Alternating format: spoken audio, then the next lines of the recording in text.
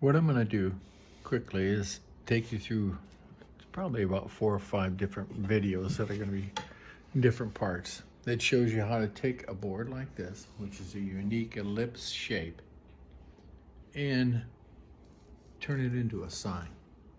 I found a source for these and it's pretty nice. I can get a bunch of them, so I'll put that source at the end of the video as well. But I'm going to take an ellipse. My arm is long enough for you to see it there. An ellipse, turn it into a sign. Show you the design process and then how to put that information into your CNC and cut your boards. What we're going to do is create a new file. And what it is the wood is elliptical in shape. So it's slightly 21 inches long, or wide I should say. And it's about 8.5 inches tall. Problem, of course, is this is an ellipse. So I have to make an ellipse. And I'm going to offset the ellipse a little bit on the inside. I'm going to make it 20.5 wide, which brings it in from the bark a little bit, and 7.875 tall. So I'm going to create that ellipse. Now that's close to the size of my wood. Not exact, but close. I'm going to make another one of those now. And move it down.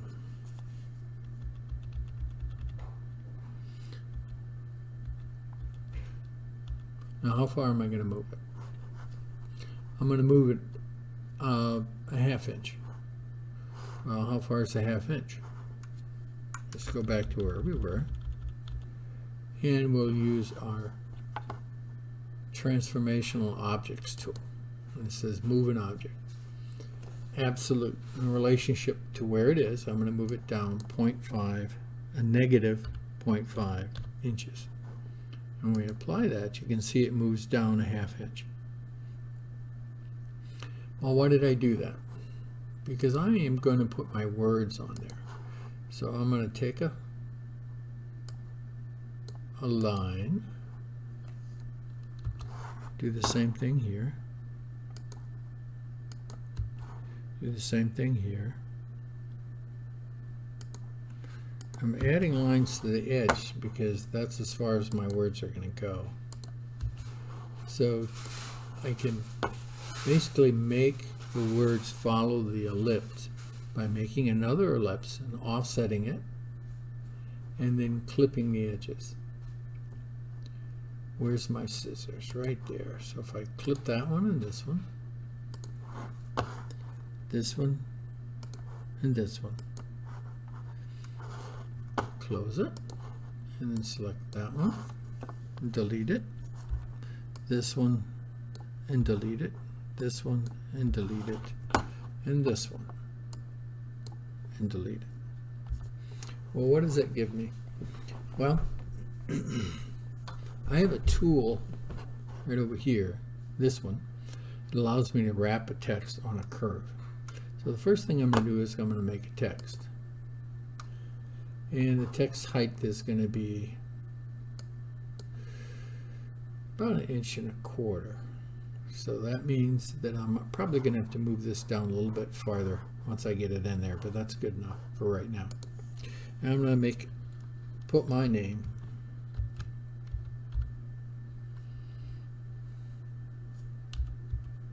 If I can spell it.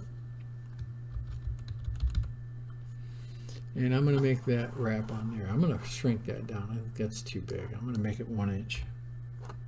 That's good enough. And I'm going to put it on this text.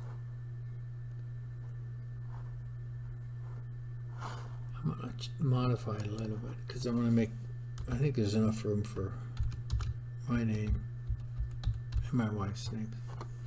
All right, so I'll close that. The lettering I pick is a block lettering. Now what happens is I'm going to shift and select this line because you have to have the text selected and the line selected. Then I'm going to select this,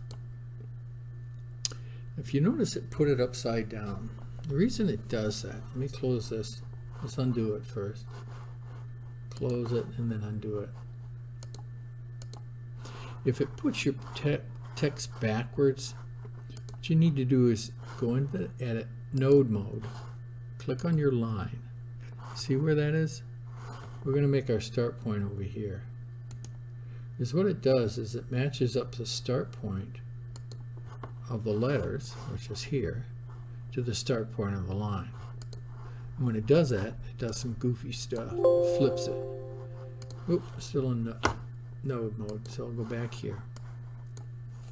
Hit shift, hit that line. Now wrap it. See it? Now, if you come down here, I want it in the middle. Where's it at? Right here on the curve. Boom, like that. See it? See how neat it is? I think it's neat anyway. So I should have done it down a little bit farther. So let me do that. So I'll close this. It's highlighted, so I should be able to move it down. And that's about right. Well, what do I do with this line down here? Well, this line, what I'm going to do is move it up. To move it up, I can, to be precise, I can go to my transformational tools. This is the position of it. I want absolute, not relative. So I'm going to move it up. Remember the other one we used moved up 0.5 from here to here, and you can see it's not quite enough. So I need to move it, this is 0.5 down, so I need to move it 0.5 here, and then another inch. So I'm going to move it up in the Y position 1.5. Let's apply it, see if it works. Well, that didn't work. Oh, it moved it 1.5 from edit, undo, move. Relative to where it is right now, 1.5. Apply. See it? Now it's 1.5 up.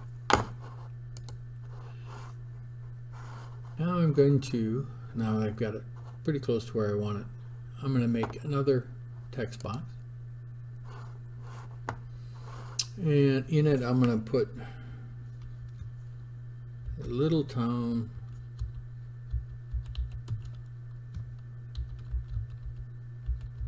that we grew up. Okay. Close it. I'm going to put this, before we do anything, I'm going to make sure that this in the edit mode, see it? I need my start point there. So I put the box over it and hit a P, and that makes that the start point. Go back to my selection tool. I have to select the text first and then the line, and then tell it to wrap it. And again, I want it on the curve.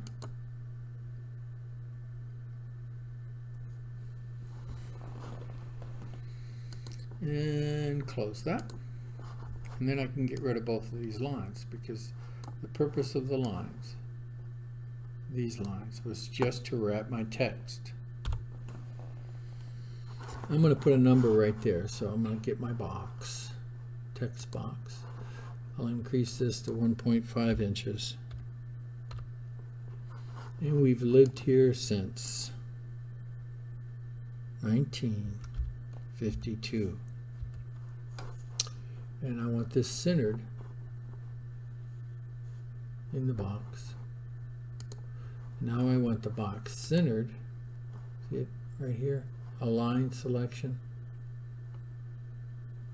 This is centered, so I'll just center it in this way. See it?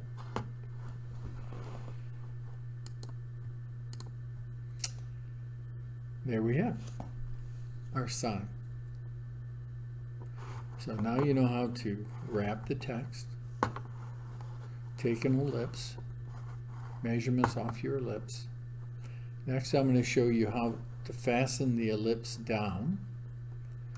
I made a template out of a scrap piece of board to fit it on top of the ellipse, so you could see that it's always a good idea when you have a specialty piece of wood to actually try it first on a scrap piece of wood and then finish it. So what am I going to do on my tooling? Well, on my tools, what I'm going to do is I'm just going to use pocket tools and an 1/8 of an inch bit.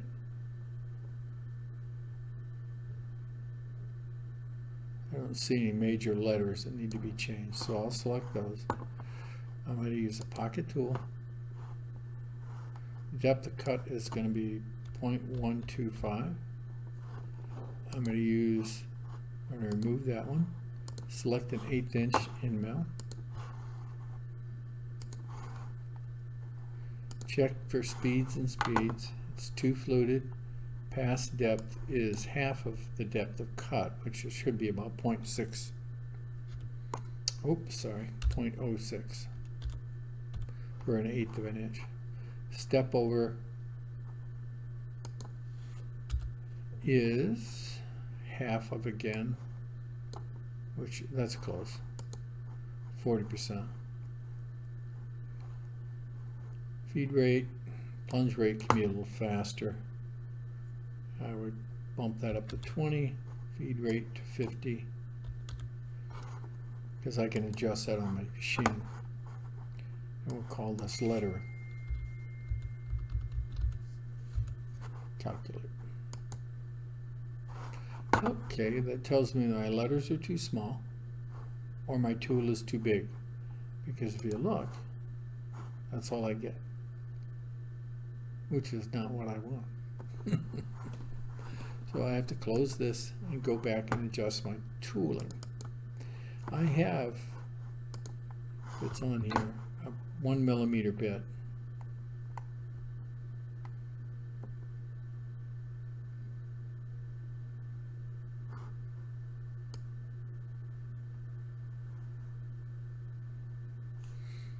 Let me look under metric. Here's a 0.5, that'll work. I have a lot of those too.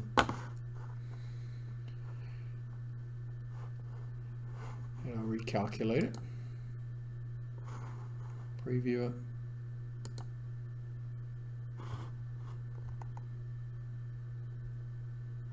Yeah, you get this sometimes when you're using the small bits, the scattered. Those aren't really there. If you look at the tool path, you'll see that it's all clean. The other thing that I like to do when I'm making a template is I'll highlight this one as well and cut it 0.1, and that gives me a mark on the surface to actually cut it out on the bandsaw. And we'll call that cut line.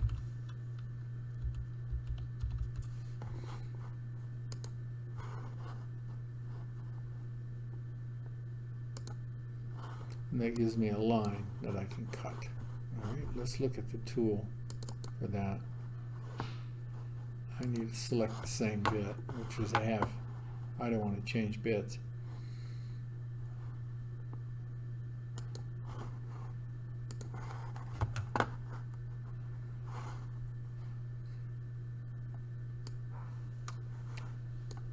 I want that on the outside of the line, not inside. Calculate it.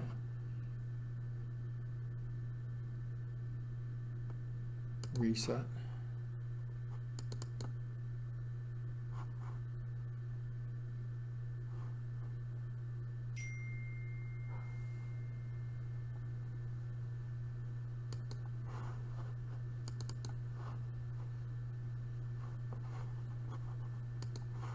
Need to get rid of this one, so I'll just select it and hit remove or delete.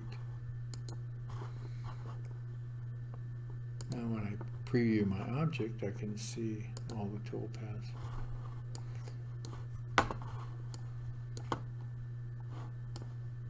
As you can see, if we zoom in, we can preview the tool paths and the visible tool path.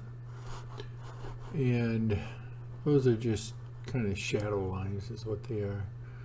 They're tiny little pieces that aren't really there.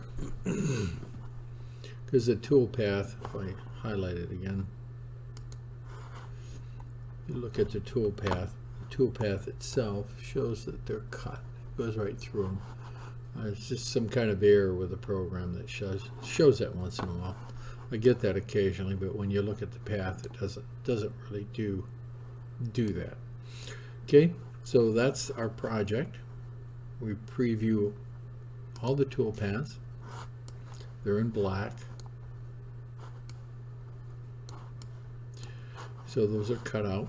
The next step is close this, and you save the files. Now this is my post processor, which is for the CNC Shark in inches, USB arcs in inches. We're going to save that, and if you notice, it's not highlighted. I can't save it. And the reason I can't save it is I haven't checked any tool paths, and I like to put them all together in one. So if you look up here, visible tool paths to one file. If I click here, it shows you that both of those tool paths are using the same tool, so I can actually tell my machine to cut it in one file.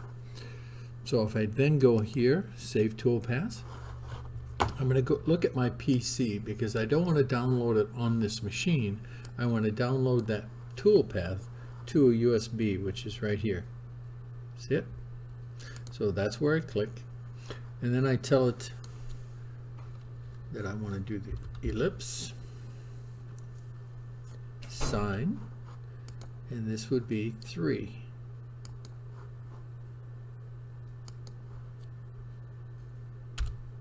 And you see the file there, how it says CRV?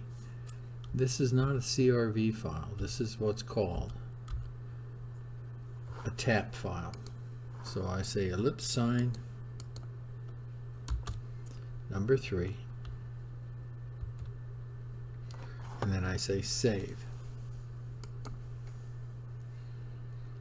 All right, now if I go to here, one of the easiest ways to do it is go over here and say save toolpath again, and it'll look where you looked last, which is the USB drive. And if you come up here and look, that's my file, ellipse sign 3, and it's a TAP file,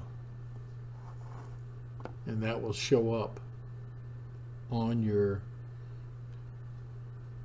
CNC touchpad interface or on your CNC computer. So, all right, so I hit cancel because it's already saved and it's there. I close this. I save this. Well, I want to save it. Yes, it's a new file. So I say ellipse sign. You see how it says TAP right there? This is the last file it's saved. This is CRV. Now this one I don't want to save on my USB. You can't. I want to save it in my documents, and I will save it for my class projects 2022. And you don't see one on there, so it'll be a new folder.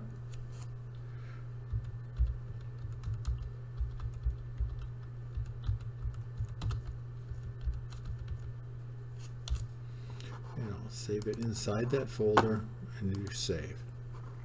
So that's it, and then it closes. So have a good day, and